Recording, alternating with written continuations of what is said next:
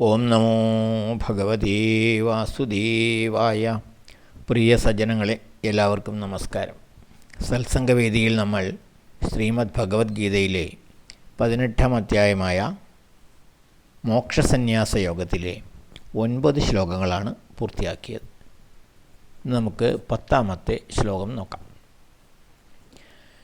നദ്വേഷ്ട്യകുശലം കർമ്മ കുശലേന അനുഷജ്ജതേ ത്യാഗീ സത്വസമാവിഷ്ടോ മേധാവീ ഛിന്ന സംശയാ.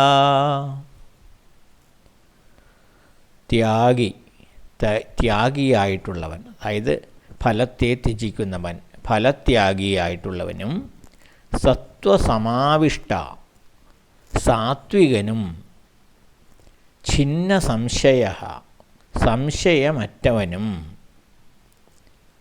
മേധാവി മേധയുള്ളവൻ, അതായത് ബുദ്ധിമാനുമായവൻ അകുശലം കർമ്മ ദുഃഖപ്രദമായ കർമ്മത്തെ ന ദ്വേഷ്ടി ദ്വേഷിക്കുന്നില്ല. കുശലേ സുഖകരമായ കർമ്മത്തിൽ ന അനുഷജ്ജതേ സക്തനുമാകുന്നില്ല.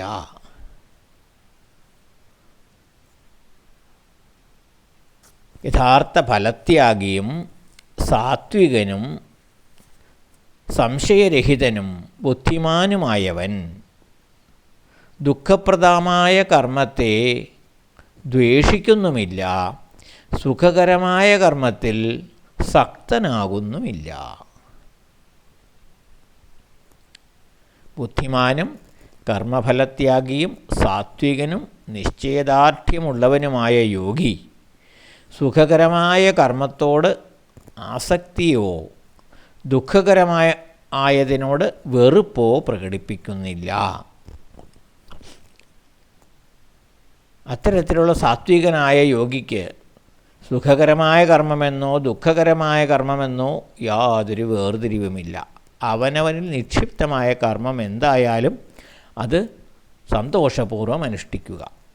അതാണ് ബുദ്ധിമാനും സാത്വികനുമായ ഒരു യോഗി അനുഷ്ഠിക്കുന്നത്.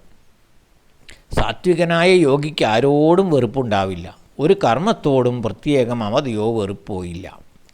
തനിക്ക് വിധിക്കപ്പെട്ട കർമ്മങ്ങൾ സുഖകരമാണെങ്കിലും ക്ലേശകരമാണെങ്കിലും സമബുദ്ധിയോടെ സന്തോഷത്തോടെ സ്വീകരിക്കുന്നു. ബുദ്ധിമാനായ അയാൾക്ക് തൻ്റെ കർത്തവ്യത്തെപ്പറ്റിയും ലക്ഷ്യത്തെപ്പറ്റിയും നിശ്ചയമുണ്ടായിരിക്കും. അയാൾ താൻ ചെയ്യുന്ന കർമ്മങ്ങളുടെ ഫലത്തെ പൂർണ്ണമായും ത്യജിക്കുന്നു. അഥവാ തൻ്റെ കർമ്മത്തിൻ്റെ ഫലത്തെപ്പറ്റി ഉത്കണ്ഠയോ വ്യാകുലതയോ ഒന്നും ഉണ്ടാകുന്നില്ല. ഫലത്തെപ്പറ്റി ചിന്തിക്കുന്നത് പോലുമില്ല. തന്നിൽ നിക്ഷിപ്തമായ കർമ്മം സന്തോഷപൂർവ്വം അനുഷ്ഠിക്കുന്നു. അത് ദുഃഖകരമാണോ സുഖകരമാണോ എന്നൊന്നും ചിന്തിക്കാതെ, അതിൻ്റെ ഫലത്തെപ്പറ്റി യാതൊന്നും വേവലാതിപ്പെടാതെ തൻ്റെ കർമ്മങ്ങൾ ഭംഗിയായി നിർവഹിക്കുന്നു. ഫലത്തെപ്പറ്റി ചിന്തിക്കുന്നേയില്ല. അതാണ് കർമ്മഫലത്യാഗം. ആ കർമ്മഫലത്തെ ത്യജിക്കുകയാണ്. ത്യജിക്കുക എന്ന് പറഞ്ഞാൽ അതിൽ യാതൊരു ഉത്കണ്ഠയും ഇല്ലാതിരിക്കുകയാണ്. മഹാത്മാക്കളായ നമ്മുടെ ആത്മീയ ഗുരുക്കന്മാരെല്ലാം ഈ പാത പിന്തുടർന്നതായി കാണാം. അവരെല്ലാം ലോക നന്മയ്ക്കായി